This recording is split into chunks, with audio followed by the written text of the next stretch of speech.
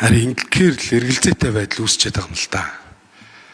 Энд байгаа хурлын гишүүд гараад иргэдтэй уулзна. Уулзаад яг засаг дээр бол ийм бодлого, хууль ингэж батлагдсан. Тийм болохоор энэ төрлийн датаас бол байхгүй болох ч гэхээр тэр датаас авж байгаа салбарын бэлтгэл ажлыг хийх ёстой шүү дээ. Тэгээ бид нар ингэ цаасан дээр болохоор ингэ бичиж оруулаад ирдэг. Датаасыг чөлөөлөх бодлого баримтлана гэсэн мөртлөө яг айл айл датаасуудаа чөлөөлөх гэдэг нь хэлж чадахгүй. Татврын шинжилсэн реформ хийнэ гэчихэд яг айл айл татваруудаа яаж буулгах гэд хизээнээс ихээр хэлж чадахгүй. Тэр эн чинь ийм эргэлзээтэй байдал үүсгэл яваад байгаа. Тэгэл одоо иргэд энэ хурлын гишүүч хэлж шít одоо нэг тунхагийн чанартай ингээд бүх юм явдаг.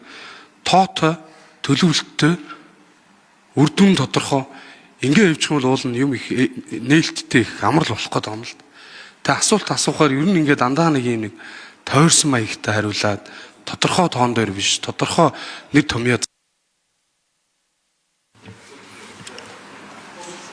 За, жавхлан сайд хариулт өгье. За хэдхэн хоноод эсчгтээ хаврын чуулганда багтаад тодорхой багц хуулийн шинжилгээг өргөн байрна. Тэр үед шөө их тодорхой ярих боломжууд гарах байхаа. Одоо яг өргөн баригдчихээг байгаа учраас дэлгэрэнгүй ярих боломжгүй байгаа юм. Ер нь бол төсөл бол нээлттэй байгаа шүү дээ. Та ч бас хардсан бол гэж бод найдаж байна. Төсөл бол маш ойлгомжтой, олон нийтэд нээлттэй санал аваад явж байгаа. Маш тодорхой байгаа. Харин аль алийг нь эзэнээс яаж одоо хэрэгжүүлж эхлэх вэ гэдэг дээр одоо бас судалгаа хийх шинжилгээг шаардлагатай байна. Энэ гадна тал тодорхойгүй байдлууд жилээр биш, улирлаар биш, сараар биш, өдөр өдрөөр өөрчлөгдөж байгаа юм үед бид бас шинжилгээ хийх шаардлагууд гарч ирээд байна.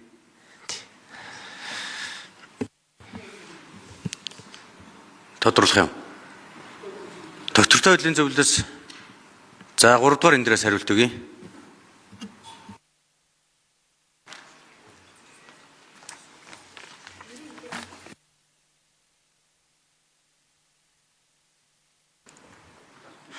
Төсвийн доктортой байдлын зөвлөлийн гишүүн их бод. За бид хуулиараа 3 дугаар сарын 15-ны дотор дунд хугацааны төсвийн хүрээний мэдээллийн таамаглалыг боловсруулахад шаардлагатай макро эдийн засгийн үндсэн үзүүлэлтүүдийн төсөөллийг эдийн засгийн хөгжлийн яамд өргүүлсэн. За мэдээж энэ дээр бид нар тодорхой загварууд дээр үндэслэж тооцоо судалгаануудыг гаргаж ирсэн байгаа.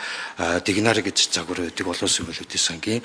За мөн түнчлэн КМ гэж загвар байгаа. За эдийн засгийн хөгжлийн яам бол энэ жил эдийн засгийн дунд хугацааны төсвийн хүрээний мэдээллийг боловсруулахтай олон улсын валютын сангийн санхүүгийн хөтөлбөр financial program гэдэг загвар дээр суурилж тооцоогоо гаргасан байгаа. За зөрүү юу байгаа вэ? Алдагдал яагаад ингэж гарсан бэ гэдэг асуудал. Тэгэхээр бид түрүүн гишүүдийн яриан дээр гаргаж ирсэн төсвийн орлогоо зөв тооцоо зарлага түүнд нийцүүлэх зарчмыг бол баримтлахын төсвийн доктортой байдлын зөвлөл бол удаагаар анхааруулж байгаа. За энэ дээр гол асуудал юу гэхээр одоогийн тэнцвэржүүлсэн үнээр тооцсон орлого бодиттой төлөвлөлт магадлал бол бага байгаа. За үүнийгээ дагаад төлөвлөсөн зардал, нийт зарлага цэвэр зээл бол макро эдийн засгийн өнөөгийн болон дунд хугацааны нөхцөл байдалтай нийцтэй бус цаашид бол тэнцвэрсэн үнийн тооцоололтой алдагдлыг аргачлалыг өөрчлөх шаардлага гэсэн ийм дүгнэлтүүд өгсөн. За энэ дээр бүр тодорхой би зөвхөн яг энэ эрдэс баялаг уул уурхайн салбараас орж ирэх энэ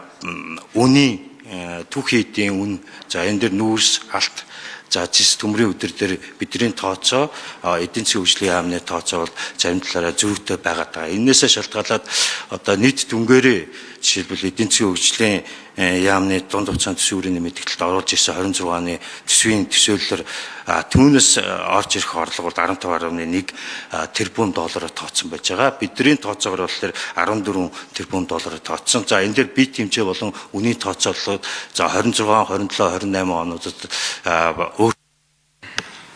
За гүйцэж хариулъя. Тухайлбал нүүрснээс бусад одоо төмрийн өдөр гэдэг юм уу засгийн баяжмал алтны хувьд бол эдийн засгийн хөгжлийн яам нийтдээ төмрийн өдрийн үнийг бол 69 ам доллар, тоон тутмыг засгийн баяжмалыг тоон дотор 2699 ам доллараар тооцсон байсан. Бид бол арай багаар төмрийн өдрийн үнийг бол 64 ам доллар, за засгийн баяжмалын үнийг 2028 ам доллараар тооцсон. За бит хэмжээнд дээр мөн ялгаагүй зөрүүнүүд жишээлбэл төмрийн өдөр дээр 822 ам долларын зөрүү бол гарч ирж байна. За жишийн байжмал дээр бол бидний тооцоо бол арай өөдрөг $252 илүү тооцсон. Алтны хувьд бол одоо эдийн засгийн хөгжлийн яам 26 онд 19.8 тонныг одоо бид нар экспортлно гэсэн тооцоо хийсэн. Бид нар бол 12.8 тонныг одоо гэж тооцоод 7 тонны зэрүүгтэй ийм тооцоонууд гарч ирснээс шалтгаалаад энэ чинь нийт нэгдсэн төсвийн тэнцвэрийн орлогыг тооцоо уул уурхай салбараас орж ирэх орлого шууд нөлөөлөд тооцоо гарч ирж байгаа юм. Ийм зэрэгнүүд гарч ирж байгаа. За баярлалаа. За сангийн сайд болдын чухал нэмж хариулъя.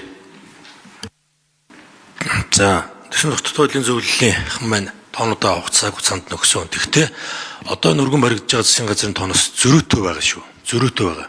За энэ айгуу чухал асуудал яригдж байхад манай гишүүд маань бас энэ идэвхтэй заалантай энэ тоонуудыг сонсчул бас их зүгээр байгаамаа. За юун дээр зөрж ирсэн бэхээр 3 тоон дээр зөрж байгаа. За төсвийн тогтвортой хуулийн зөвлөлөөс орж ирсэн тэнцэл маань алдагдaltaй байна гэж орж ирж байгаа. За засгийн газраас өргөн барьж байгаа төсвийн үрээ бол алдагдaltaгүй өргөн барьсан. За зарлага талдаа төсвийн тогтвортой хуулийн зөвлөл 2.3 их найдаар өндөр байгаа. За орлого талдаа 1 их найдаар өндөр байгаа. Тэгэхээр засгийн газраас оруулж ирсэн төлөвлөлтийн тоонууд нь бол одоо арай нэлээд багасгаж нэлээд татаж за тэгээд алдагдaltaгүй төсөв байхаар төсвийн өрөөний тоонуудыг өргөн барьсан байгаа гэдгийг тодруулж хэлье.